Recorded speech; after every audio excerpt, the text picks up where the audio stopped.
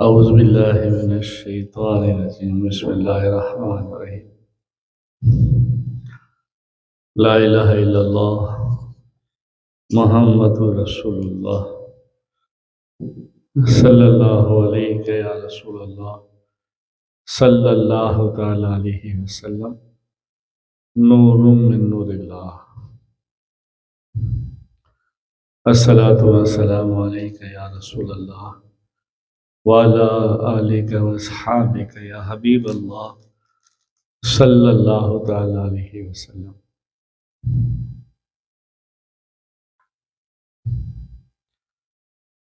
بسم اللہ الرحمن الرحیم قل هو اللہ احد اللہ الصمد لم یلد ولم یولد ولم یکن له کفوا احد صلی اللہ علیہ وسلم۔ السلام علیکم ورحمۃ اللہ وبرکاتہ۔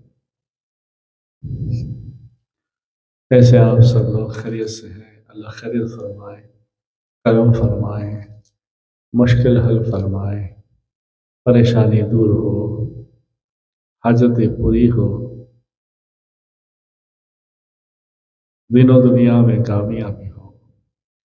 جیسے کہ ہم اور آپ سنتے چلے آ رہے ہیں، جنت کیسے ملے گی قرآن و حدیث کی روشنی میں، اور اس کے لیے امام الانبیاء تاجدار مدینہ محمد رسول اللہ صلی اللہ تعالی علیہ وسلم نے دعا بھی مانگی اور دعا کا طریقہ بھی بتایا۔ اللہم انی اسألک الجنہ واعوذ بک من النار، دوزخ کی پناہ کی بھی دعا مانگنا سکھایا۔ قریب قریب اب 2-3 پروگرام شاید ہوں گے، اور اللہ کے فضل سے 600 صفحات کی کتاب جنت کیسے ملے گی، جنت کے نظارے، یہ ختم ہوگی انشاءاللہ تعالی۔ اور پھر اللہ نے چاہا تو پھر اور کوئی نئے موضوع کے ساتھ، نئے ٹاپک کے ساتھ آپ سب کی خدمت میں انشاءاللہ حاضر رہوں گا، اور اللہ یہ خدمت قبول فرمائے، آپ کا سننا قبول فرمائے، میرا کہنا قبول فرمائے۔ جو خدمت بچے کرتے ہیں اللہ ان کی خدمت بھی قبول فرمائے۔ تو آج ہم چلتے ہیں اللہ کی زیارت کے لیے لے جانے، اللہ کی زیارت کے لیے لے جانے والا نورانی گھوڑا۔ حضرت جابر بن عبداللہ رضی اللہ تعالیٰ عنہ سے روایت ہے کہ رسول اللہ صلی اللہ علیہ وسلم نے ارشاد فرمایا، جب جنتی جنت میں داخل ہو چکے گا تو ان کے پاس یاقوت احمر کے گھوڑے ہوں گے جو انہیں پیش کیے جائیں گے، جن کے پر بھی ہوں گے، نہ وہ لید کریں گے، نہ پیشاب پخانہ کریں گے، نہ ناک اس کا بہتا ہوگا، اور یہ حضرات، جنتی حضرات ان پر سوار ہوں گے، اور یہ گھوڑے ان کو اٹھا کر اڑیں گے، اور اللہ کریم رحیم حنان و منان جبار کی بارگاہ جہاں اللہ کی تجلی ہوگی، وہاں یہ گھوڑے آ کر رک جائیں گے۔ سبحان اللہ۔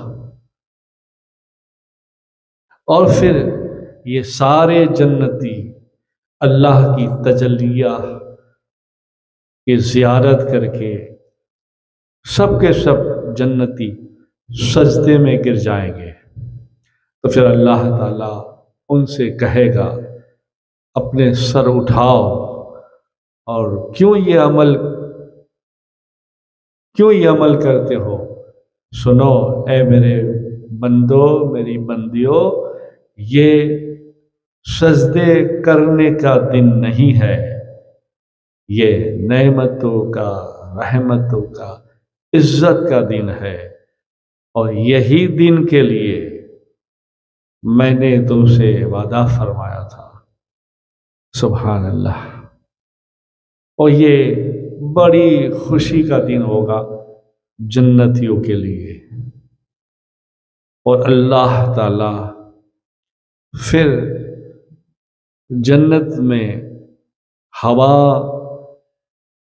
خوشبو والی پھیلائے گا جو جنتی کو معطر کر دے گا، اور جب وہ اللہ کا دیدار، اللہ کی تجلی کر کے واپس گھر جائیں گے تو ان کے گھر والے انہیں دیکھ کر کہیں گے عجیب بات ہے کہ جب گئے تھے تب نہیں ایسے تھے، آج تم اور نور والے، نور سے نہائے ہوئے نظر آتے ہو۔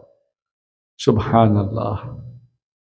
یہ بھی حدیث الارواح ابو نعیم ابن کثیر اور تفسیر ابن زری ترمذی سب میں ہے۔ سبحان اللہ۔ جنتی حضرات، علماء کرام کے جنت میں محتاج ہوں گے۔ جنتی حضرات علماء کرام کے محتاج ہوں گے۔ کون علماء کرام؟ اللہ والے، عمل کرنے والے، نہ کہ علم بیچنے والے، نہ کہ بے عمل، تقوی والے، پرہیزگار ہوں گے۔ وہ ان کی محتاجگی ہوگی جنتیوں کی، جنتی ان کے محتاج ہوں گے، وہ علماء کرام، سچے اللہ والے، تقوی، پرہیزگار۔ یہ بھی حضرت جابر بن عبداللہ سے روایت ہے، امام الانبیاء تاجدار مدینہ محمد رسول اللہ صلی اللہ علیہ وسلم فرماتے ہیں جنت والے جنت میں بھی علماء کرام کے محتاج ہوں گے، اور وہ اس طرح کہ جنتی ہر جمعہ اللہ کی زیارت کرے گا، اور اللہ تعالیٰ ان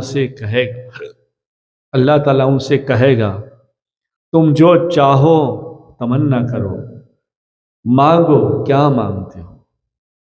تو یہ سارے جنتی وہ علماء کرام، تقوی، پرہیزگار کی طرف توجہ کریں گے اور پوچھیں گے کہ آپ بتاؤ ہم رب سے کیا مانگے؟ سبحان اللہ۔ آپ بتائیں ہم اللہ سے کیا مانگے؟ سبحان اللہ۔ پھر وہ کہیں گے، وہ علماء کرام، وہ اللہ والے، وہ تقوی والے، اب میں میری جذباتی کیفیت جو ہے وہ میں بیان کرتا ہوں، باقی لینا سمجھنا نہ سمجھنا آپ کا کام ہے، یا اچھا لگے تو رکھ لو، نہیں اچھا تو واپس دے دو۔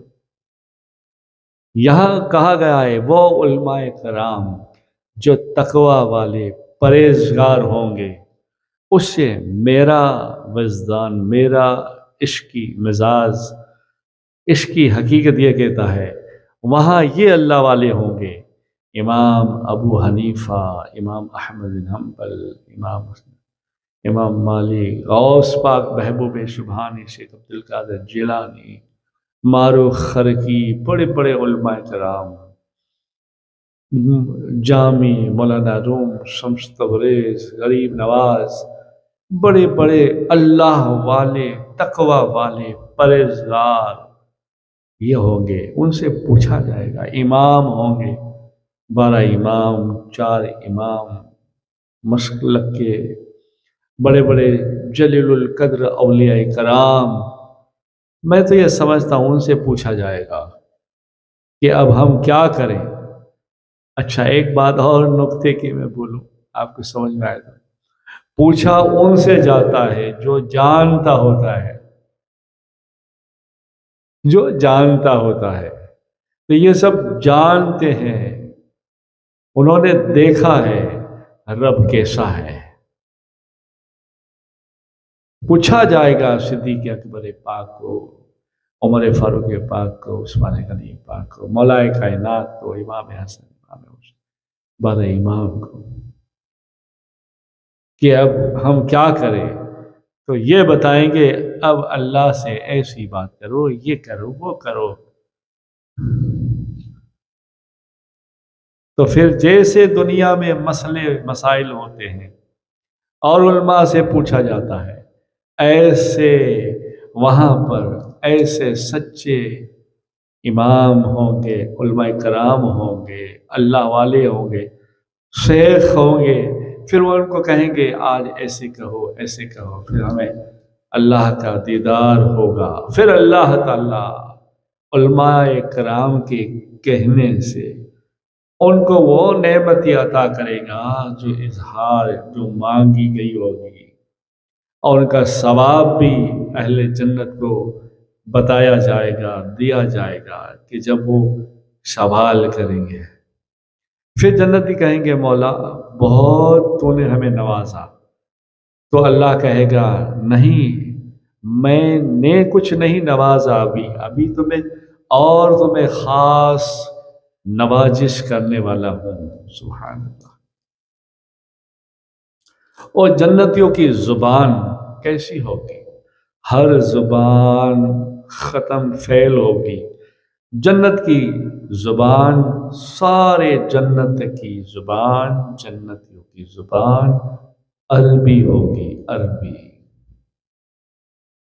حضرت انس بن مالک رضی اللہ تعالیٰ عنہ فرماتے ہیں، جناب سید دو عالم صلی اللہ علیہ وسلم نے ارشاد فرمایا، جنتی حضرات جنت میں حضرت آدم علیہ السلام کے لمبے قد کے برابر ہوں گے، یعنی قریب 60 ہاتھ لمبے ہوں گے، اور حضرت یوسف علیہ السلام کے حسن پر ہوں گے، 60 ہاتھ لمبے، اور حضرت یوسف علیہ السلام جیسی حسن نوازش ہوگی، نور ہوگا، اور حضرت عیسیٰ علیہ السلام کی طرح یعنی 33 سال کے جوان نظر آتے ہوں گے۔ سبحان اللہ۔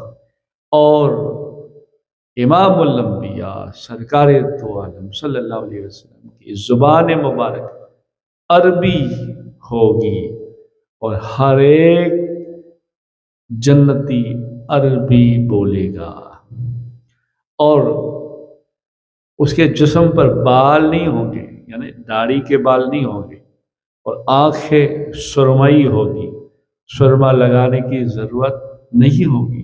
سبحان اللہ۔ اور پھر حضرت ابن عباس رضی اللہ تعالیٰ عنہ آگے فرماتے ہیں، عرب والوں کو 3 وجہ سے، عرب والوں سے 3 وجہ سے محبت رکھو۔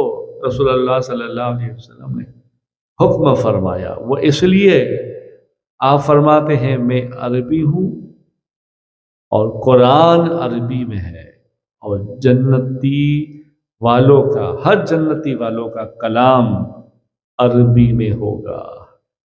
یہ بھی مسند حاکم میں ہے، در منصور میں ہے،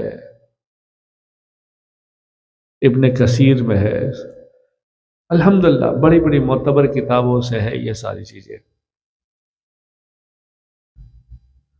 اب اولاد مومن و مشرکین، اولاد مومن اپنے والدین کے ساتھ ہوگی، اولاد مومن اپنے والدین کے ساتھ ہوگی، جیسے کہ حضرت ابن عباس رضی اللہ تعالیٰ عنہ فرماتے ہیں، اللہ تعالیٰ مسلمان آدمی کی اولاد کا درجہ بلند کر کے ان کو اعلیٰ درجے میں جنتی آدمی کے درجے تک آہستہ آہستہ پہنچا دے گا۔ وہ عمل میں اس جنتی سے کم ہوں گے، تاکہ اس کی آنکھوں کو ٹھنڈا کر دے۔ پھر حضرت ابن عباس رضی اللہ تعالیٰ عنہ فرماتے ہیں، سورہ طور کی آیت پڑھ کر سنا کر جو لوگ ایمان لائے اور ان کی اولاد نے بھی ایمان میں ان کا ساتھ دیا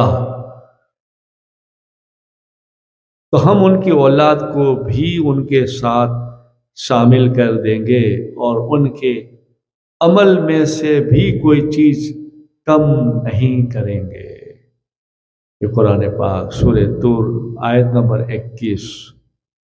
سبحان اللہ، استغفر اللہ، اللہ نہ کرے اولاد مشرکین اہل جنت کے خادم ہوں گے۔ اولاد مشرکین اہل جنت کی خادم ہوں گے۔ تو حضرت انس رضی اللہ تعالیٰ عنہ فرماتے ہیں، رسول اللہ صلی اللہ علیہ وسلم نے ارشاد فرمایا، مشرکین نابالغ اولاد کے متعلق سوال کیا گیا کہ انہوں نے تو گناہ کیا ہی نہیں، کیوں وہ بالغ ہونے سے پہلے ہی اور وہ نابالغ ہونے کی وجہ سے شریعت کے معاملے گناہ گار ہوئے ہی نہیں، اس لیے ان کو سزا تو نہیں دی جائے گی، پر ان کو دوزخ میں داخل کیا جائے گا اور ان کی نیکیاں بھی نہیں ہوگی، ان کو جنت کا مالک بنایا جائے۔ ان کی نیکیاں بھی نہیں ہوگی کہ اس کو جنت کا مالک بنایا جائے، لہٰذا وہ کیا کریں گے؟ تو رسول اللہ صلی اللہ علیہ وسلم نے ارشاد فرمایا، وہ اہل جنت کے خادم ہوں گے۔ یہ تذکرۃ القرطبی بھی ہے، یہ جلد اول جلد دوم صفحہ نمبر 512 میں ہے۔ پھر آگے فرمایا، حضرت انس رضی اللہ تعالیٰ عنہ سے روایت ہے، رسول اللہ صلی اللہ علیہ وسلم نے ارشاد فرمایا، میں نے اپنے رب سے اولاد مشرکین کو طلب کیا تو اللہ تعالیٰ نے ان کو مجھے اہل جنت کے خدمتگار بنا کر بھیجنے کا وعدہ کیا اور خدمتگار بنا کر عطا فرمایا، کیونکہ اس نے شرک کیا ہی نہیں تھا۔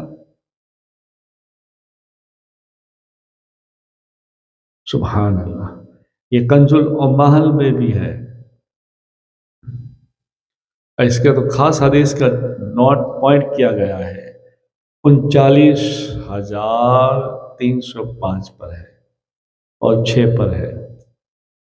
مومن کی اولاد کی پرورش کون کرے گا؟ حدیث پاک میں حضرت ابو ہریرہ رضی اللہ تعالیٰ عنہ نے روایت فرمایا، رضی اللہ تعالیٰ عنہ فرماتے ہیں، رسول اللہ صلی اللہ علیہ وسلم سے ارشاد سنا کہ مومن کی اولاد جنت میں حضرت ابراہیم علیہ السلام کی کفالت میں پرورش کرتے ہوں گے، کر رہی ہوگی، کرتی ہے۔ حضرت مغفول روایت کرتے ہیں کہ مسلمان کے بچے جنت کے درخت پر سب چڑیوں کی شکل میں ہے اور ان کے ابا حضرت ابراہیم علیہ السلام ان کی کفالت کرتے ہیں۔ حضرت سلیمان سے بھی موقوف ہے کہ مومن کے بچے جنت میں ایک پہاڑ کے نیچے ہیں جہاں جنت سجی ہوئی ہے، اور وہاں حضرت ابراہیم علیہ السلام اور ان کی اہلیہ حضرت سارہ علیہ السلام ان کی کفالت میں موجود ہے۔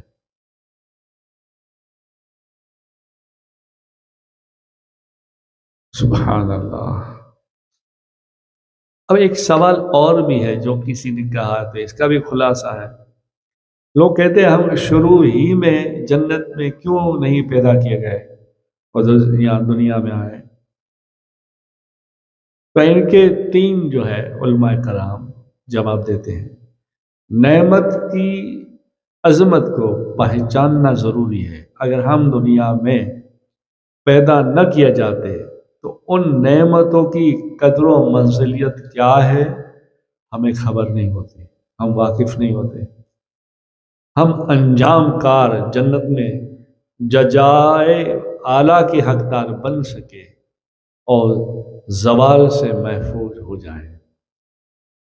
تیسرا، اہل جنت کو عزت کی تجارت حاصل ہو کہ سوال کرنے کی ذلت اور عزت کی تجارت۔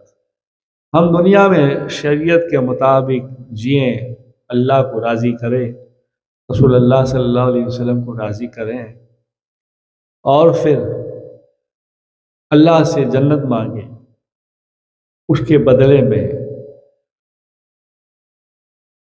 ساری دنیا کی عیش چھوڑ کر، ہر چیز کر سکے پھر بھی چھوڑ کر،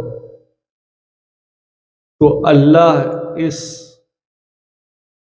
محنت کو، اس قدردانی کو آخرت کے ثواب کے بدلے جنت دے گا۔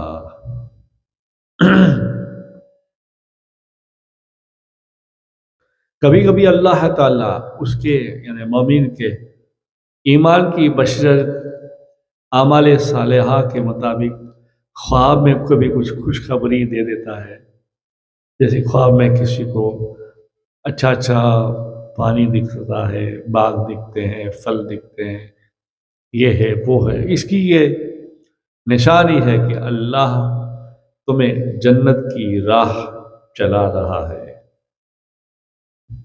اور کبھی کبھی ہماری روح منظر دیکھتی ہے، گندا پانی دیکھتی ہے، پہاڑ دیکھتی ہے، سارا سوکھا دیکھتی ہے، تو اس کی مثال بھی یہ سمجھائی گئی ہے کہ تم جنتی راستے سے ہٹ گئے ہو، تمہارے اعمال کھوکھلے ہیں، خالی ہے، کچھ ہے نہیں، کچھ کرو تو اللہ کی رحمت تم پر نچھاور ہونے لگے۔ حضرت ابن سیرین نے فرمایا، خواب میں جنت کا دیکھنا بھی حق ہے، اللہ تعالیٰ کی طرف سے خوشی ہے، خوشخبری ہے، سلامتی ہے، امن ہے اور رحمت ہے۔ جیسے بہت سارے ایسے بھی ہوتے ہیں آدمی عورتیں کہ ہم پھل کھا رہے ہیں، اچھا کھانا کھا رہے ہیں، مگر سمجھ نہیں آتی کہاں کھا رہے ہیں، کیا کھا رہے ہیں، مگر لذت ہے اس کی، تو یہ تمہارے اعمال تمہیں جنت کی طرف، اللہ کی رحمت تمہیں جنت کی طرف کھینچ رہی ہے۔ جیسے کوئی آدمی دیکھتا ہے کہ میں خواب میں بہت بڑی خوبصورت حور کو دیکھتا ہوں، تو اس کی دلیل یہ ہے کہ نزاع کے وقت اس پر آسانی ہوگی۔ اگر کوئی خواب میں دیکھتا ہے کہ میں دیکھتا ہوں بہت بڑا خوبصورت محل ہے، لوگ کہہ رہے ہیں جنت ہے، مگر میرے لیے بند ہو گیا، تو اس کو سوچنا چاہیے، سوچے کہ میرے ماں باپ مجھ سے ناراض تو نہیں ہے، اگر ناراض ہے تو منانے کی کوشش کرے، اور گزر گئے ہیں تو اس کے لیے ایصال ثواب کرے۔ یا بیمار ہے، بہت بیمار ہوں میں، کوئی بیماری میں گرفتار ہوں، تو وہ انشاءاللہ جلدی شفا پائے گا۔ کوئی دیکھے قریب سے ہاتھ پکڑ کر مجھے جنت کی طرف لے جاتے ہیں اور ایک کوئی درخت پر بٹھاتے ہیں اور کہتے ہیں یہ جنت ہے، تو دو جہاں کی وہ مراد پائے گا، اور اس کے لیے اچھا ٹھکانہ ہے، اور عمل کرتا جائے، محنت کرتا جائے، قرآن اور درود السلام کا ورد زیادہ سے زیادہ رکھے۔ اگر دیکھے خواب میں کوئی بزرگ یا کوئی آدمی اسے شراب و دودھ پینے سے منع کر رہا ہے، تو اس کی دلیل یہ ہے کہ وہ شخص اللہ کے ساتھ شرک کرے گا تو اللہ نے اس پر بحث کو حرام کر دیا ہے۔ اور بزرگ کہے اور مانے نہیں، جھٹلا دے، تو سمجھو بیڑا گرک ہے اور جہنمی ہو جائے گا۔ اگر کوئی دیکھے میں بھئی اچھا باغ کے پھول کھا رہا ہوں، پھل کھا رہا ہوں، مگر کوئی مانگنے آیا تو اس کو میں نے دیا نہیں، تو اس کا حصہ یہ ہے، اس کی تعبیر یہ ہے کہ وہ علم تو حاصل کرتا ہے، اس کے علم سے کسی کو فائدہ نہیں ہے۔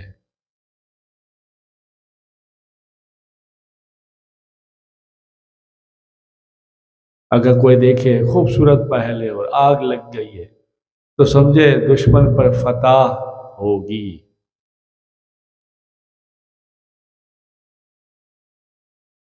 اور کوئی کہے یہ جنت ہے، تجھے انعام دیا جا رہا ہے، تو سمجھو اس کی مراد پوری ہوگی، اس کی شادی ہوگی یا کوئی اس کو انعام ملے گا جس سے وہ خوش ہو جائے گا۔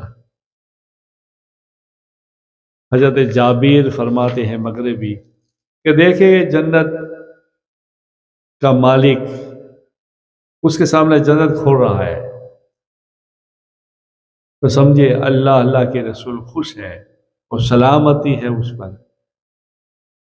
دیکھے کوئی بڑی اونچی جگہ بیٹھا ہے اور قرآن پڑھ رہا ہے تو جانے جنت ہے اور جنت کی نعمتیں ملے گی، ساتھ میں بزرگ کا سایہ اور ہم نشینی بھی ملے گی۔ حضرت امام جعفر صادق رضی اللہ تعالیٰ عنہ نے فرمایا خواب میں بیست میں دیکھنا 9 وجہ سے ہے، علم کی وجہ سے، زہد کی وجہ سے، احسان کی وجہ سے، خوشی کی وجہ سے، بشارت کی وجہ سے، خیر و برکت کی وجہ سے، نعمت کی وجہ سے اور سعادت کی وجہ سے۔ پھر آپ نے اور کھل کے 2 بات بتائے، زیادہ قرآن پاک کی تلاوت کرنے سے اور رسول اللہ صلی اللہ علیہ وسلم پر خوب کثرت سے درود و سلام پڑھنے سے۔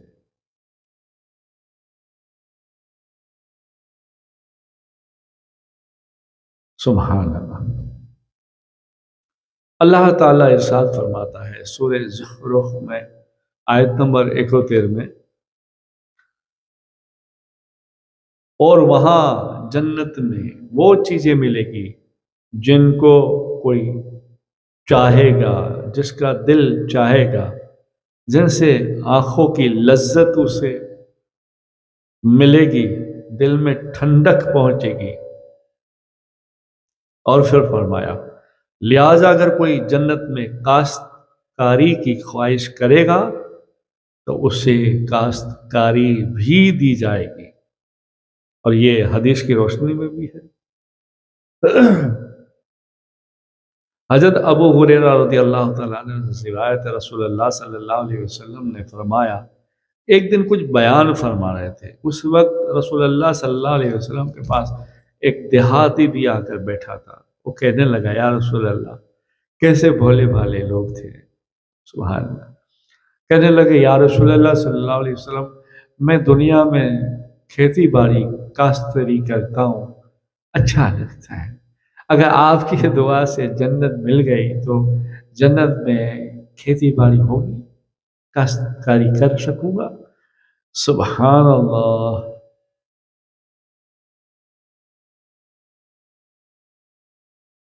تو آپ سرکار مدینہ صلی اللہ علیہ وسلم نے ارشاد فرمایا اللہ تعالیٰ فرماتا ہے تم جو چاہو گے وہ تمہیں ملے گا۔ وہ عرض کرنے لگا لیکن میں پسند کرتا ہوں کھیتی باڑی کروں۔ آپ نے فرمایا کیوں نہیں، تم وہاں کاشتکاری بھی کرو گے اور بیج بھی بو گے، پر وہ بیج کے لیے، کاشتکاری کے لیے محنت نہیں کرنی پڑے گی۔ جیسے بو کے ایسے دیکھو گے پیچھے سب تیار ہو جائے گا اور کٹ کر اناج تیار ہوگا، اور ذخیرہ پہاڑوں کی طرح ڈھیر لگ جائے گا۔ سبحان اللہ۔ یہ سن کر وہ دیہاتی ہنسنے لگا۔ پھر ایک دیہاتی آ کے کہنے لگے یا رسول اللہ صلی اللہ علیہ وسلم، کوئی قریشی انصاری وہاں ہوگا؟ میں قریشی انصاری ہوں، میں بھی کاشتکاری کرتا ہوں۔ آپ نے فرمایا، مسکرائے آپ اور فرمایا ضرور انصاری اور قریشی ہوگا۔ یہ بخاری شریف کی حدیث ہے 7515۔ آگے پیچھے نمبر ہو سکتا ہے مگر بخاری شریف کی حدیث ہے۔ حضرت اکرامہ رضی اللہ تعالیٰ عنہ فرماتے ہیں جنت میں ایک شخص نے اپنے تکیے پر ٹیک لگائے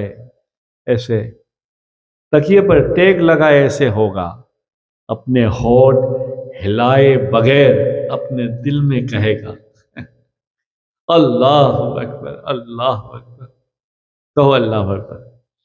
جو یہاں سمجھ میں نہ آئے اور ہو، امپاسبل پاسبل ہو، ناممکن ممکن ہو، عقل کام نہ کرے، اس کا دخل نہ ہو، اسی کو قدرت کہتے ہیں۔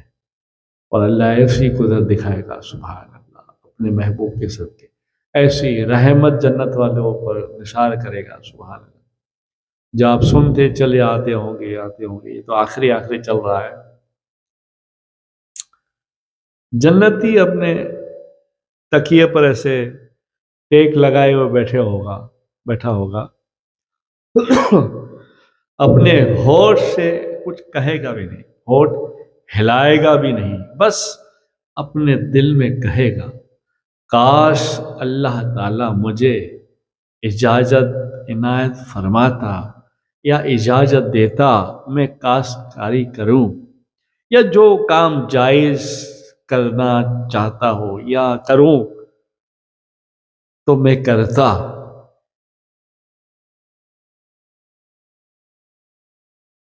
تو اسے معلوم بھی نہیں ہوگا، اور وہ جنت کے دروازے کو تھامے ہوئے بہت سے فرشتے موجود بھی ہوں گے اور عرض کریں کہ السلام علیکم، وہ سیدھا بیٹھ جائے گا تو وہ اس سے کہیں گے آپ کا رب فرماتا ہے، ہائے ہائے ہائے ہائے، آپ کا رب فرماتا ہے سلام علیکم، تو وہ سیدھا کھڑا ہو جائے گا۔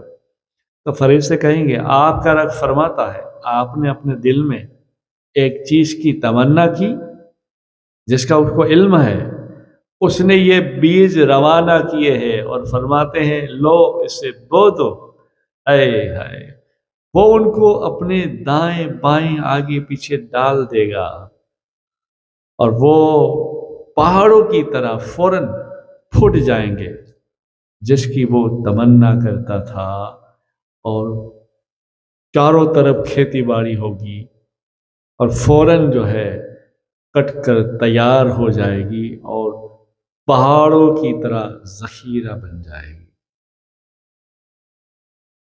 سبحان اللہ، سبحان اللہ۔ اللہ تعالیٰ سے دعا ہے اللہ تعالیٰ مجھے اور تمہیں توفیق عطا فرمائے، اور اللہ ہم سے ایسے کام لے جس سے ہم جنت کے حقدار ہو جائیں، دوزخ سے آزاد ہو جائیں۔ اس کے لیے اللہ کے رسول کی اطاعت لازم ہے، قرآن و درود السلام پڑھنا لازم ہے، کوئی بہانہ بازی نہیں، بس ہر کام چھوڑ کر، ہر کام ہوتا ہے ہوگا اور دنیا داری کا ہر کام ختم بھی ہوگا، مگر آخرت سنوارنے کے لیے تمہیں اللہ کو راضی کرنے کے لیے، تمہیں رسول اللہ صلی اللہ علیہ وسلم کو راضی کرنے کے لیے تمہیں یہ اطاعت کرنا ہے۔ اللہ رسول کی اطاعت بغیر کچھ نہیں ہے۔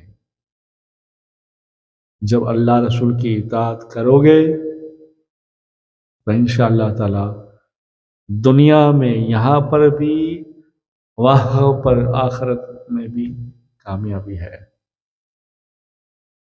اور اس کا شارٹ فارم یہ ہے، بس ہم یہاں اللہ کے رسول صلی اللہ علیہ وسلم کی، قرآن کی مانے، حکم پر عمل کریں، بس پھر ساری چیزیں وہاں ملیں گی۔ اللہ کہتا ہے تو میری یہاں مان لے، رسول اللہ صلی اللہ علیہ وسلم فرماتے میرا کہنا مان لے، جو ہے اس پر عمل کر، پھر دیکھ تیرے لیے رحمت ہی رحمت ہے۔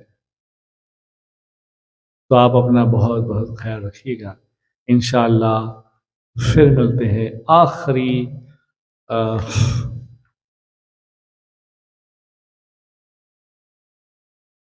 آخری جو ہے جنت کے بیان میں۔